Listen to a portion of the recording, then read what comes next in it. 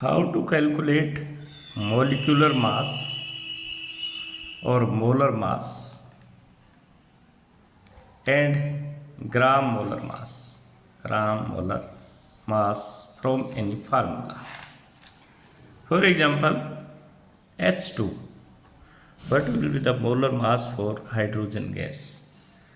Hydrogen का mass number 1 होता है, मल्टीप्लाई यहाँ पे 2 हाइड्रोजन है तो 2 AMU, ये इसका मोलर मास है।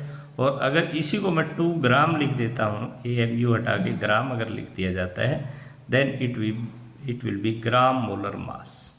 It will be molar mass and it will be gram molar mass. Water के लिए हाइड्रोजन का एटॉमिक मास 1 और 2 हाइड्रोजन है यहाँ पे 1 × 2 प्लस ऑक्सीजन का मोलर मास 16 और यहाँ पे एक ऑक्सीजन है मल्टीप्लाई 1 2 + 16 = 18 AMU इसका मोलर मास है और 18 ग्राम इसका ग्राम मोलर मास है। इसी तरह H2SO4 हाइड्रोजन का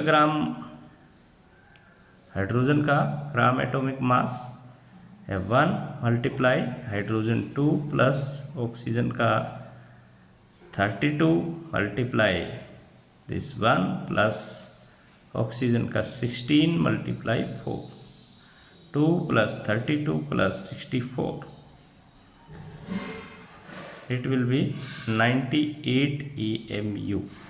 Its molar mass is 98 AMU and gram molar mass is equal to 98 gram.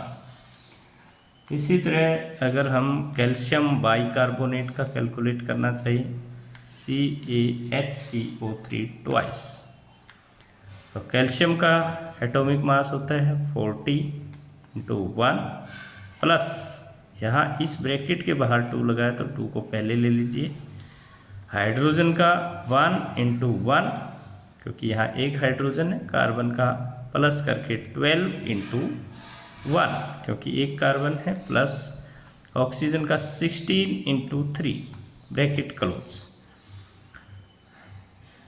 40 + 2 × 1 × 1 1 + 12 × 1 12 + 16 × 3 48 40 + 2 ×